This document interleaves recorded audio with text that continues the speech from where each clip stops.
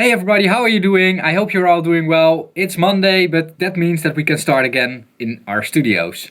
So let's get started with recording today.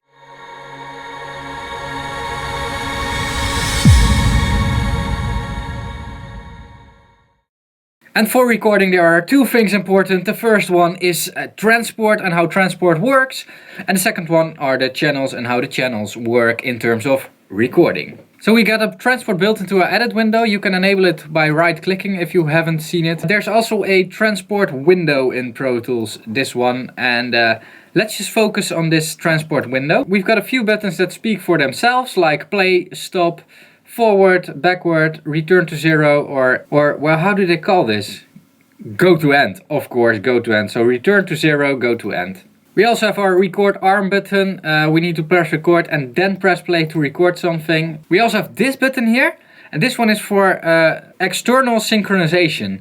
So you can put your transport online, as they call it, which means that it also will trigger from somewhere else. So a SMPTE timecode coming in or a machine signal coming in. I've never used it and I don't think that you will ever use it unless you are in the video industry or broadcasting stuff, but not here. Then we got our counters. Pro Tools always gives us two counters. So we have a primary and a secondary counter. The secondary counter is only displayed in the transport. I keep that one always at minutes and seconds.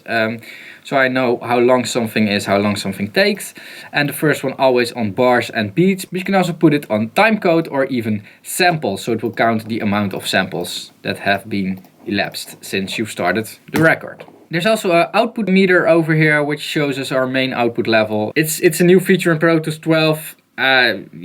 What is important for recording are the things over here. And what we can do here is we can select pre-roll and post-roll. Pre-roll is something I use a lot during recording. What pre-roll does, if I explain it very briefly, it plays back a few seconds before the recording starts. So a singer or a guitarist or someone else that is making music or needs to record something knows what is coming and can get into the vibe. Really important if you really need to start your recording on a certain spot, which is too close to just count off and start. So a pre-roll is actually our counter. And we can select how long we want the pre-roll to be. So now it's 2 bars. We can also make it 4 bars.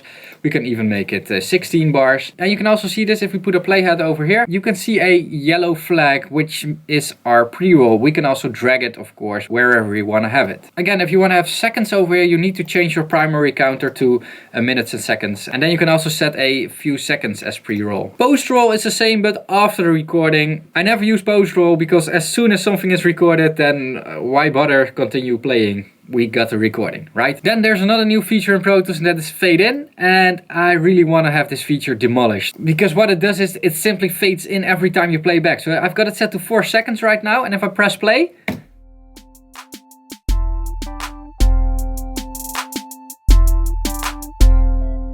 it fades in over 4 seconds every time I press play.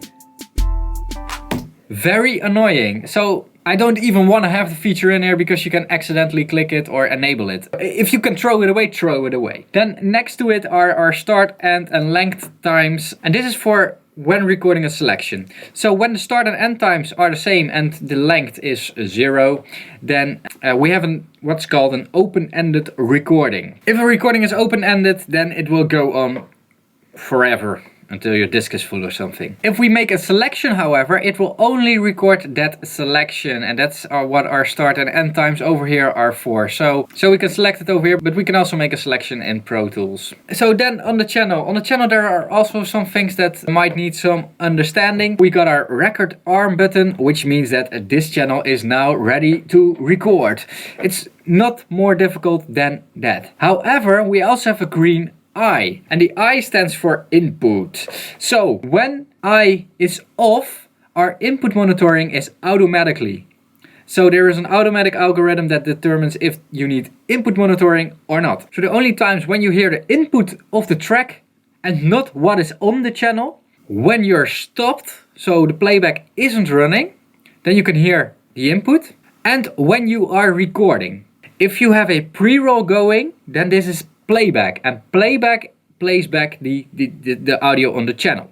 And as soon as the recording starts for a pre-roll or as soon as you press record, then input monitoring comes back, and then you can hear what's coming into the channel. But if you press the green eye, it's always on input monitoring. So the audio on the channel is never outputted through the master bus or wherever you have it routed to.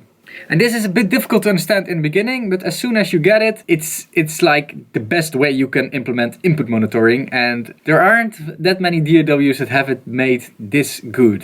So one last shortcut that you need to know, or actually two shortcuts, are the tree. Tree is record. You don't need to arm the recording, it's just as soon as you press tree, it will start recording, or command plus space.